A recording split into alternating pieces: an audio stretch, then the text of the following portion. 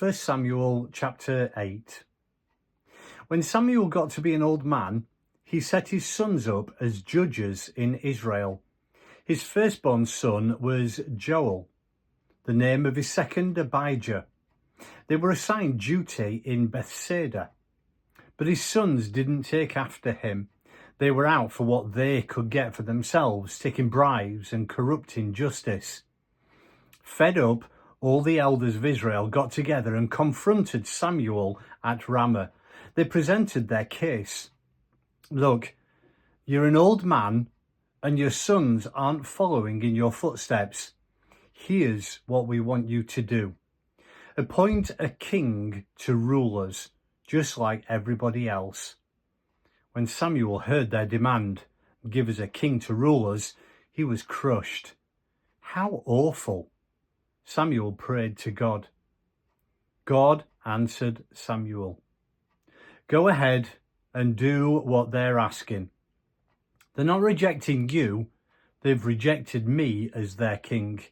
From the day I brought them out of Egypt until this very day, they've been behaving like this, leaving me for other gods, and now they're doing it to you.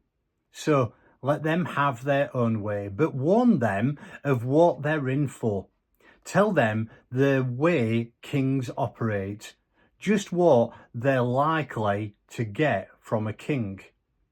So Samuel told them, delivering God's warning to the people who were asking him for a king.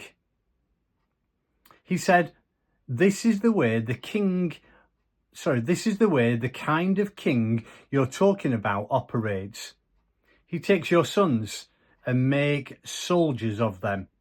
Chariots, cavalry, infantry, regimented in battalions and squadrons. He'll put some to forced labour on his farms, plowing and harvesting, and others making either weapons of war or chariots in which he can ride in luxury.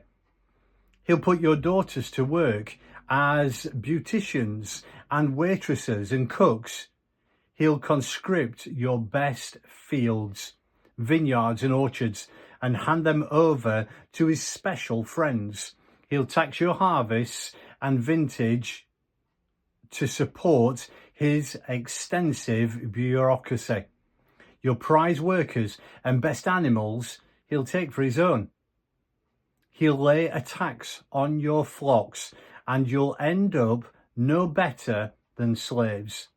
The day will come when you will cry in desperation because of this king you so much want for yourselves. But don't expect God to answer. But the people wouldn't listen to Samuel. No, they said, we will have a king to rule us. Then we'll just be like all the other nations. Our king will rule us and lead us and fight our battles. Samuel took in what they said and rehearsed it with God.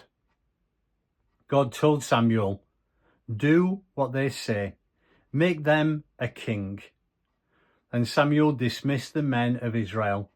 Go home, each of you, to your own city.